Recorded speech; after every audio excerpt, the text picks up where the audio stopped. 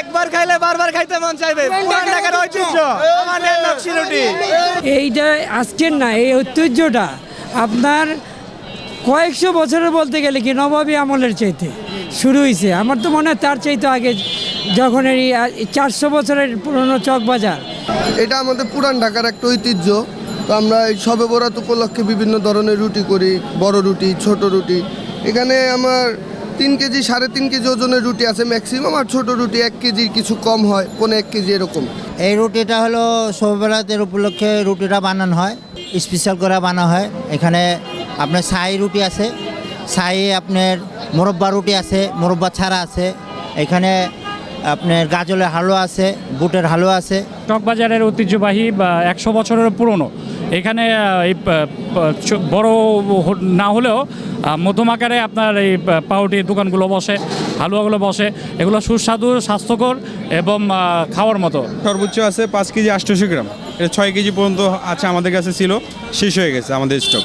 এটা মানুষকে গিফট করে, যেমন শাশুড়ি শ্বশুর বাড়ি, আবার মেয়ের জামাই বাড়ি দিয়ে এরকম গিফট করে আর কি। এটা হচ্ছে আমাদের হচ্ছে 350 টাকা কেজি, 350 টাকা কেজি। এটা 1 কেজি ওভার আছে, 1 কেজি কম আছে, হালকা কম আছে।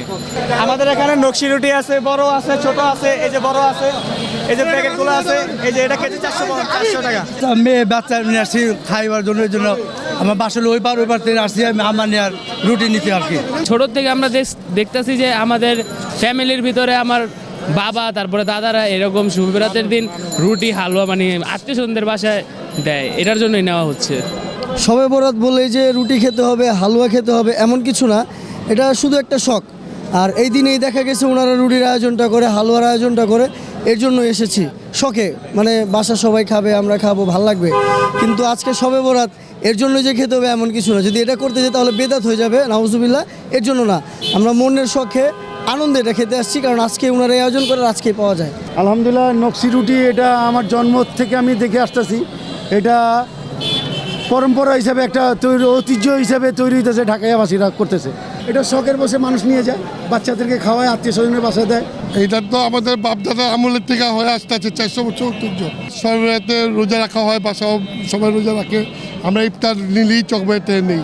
এই রেওয়াজ আমরা আমার ছোট বাচ্চা বুচ্চা সবাই যেমন করতে পারে, এই জন্য হালুয়া রুটি আমরা করতেছি। ফ্যান্সি রুটির এটা আরও 100 বছর আগের থেকে এই ঐতিহ্য আছে। আর এই রুটি আমরা অনেক মানে আমার বাপদাদা আমল থেকেই এইগুলা মানে এই রেওয়াজগুলো চলতেছে।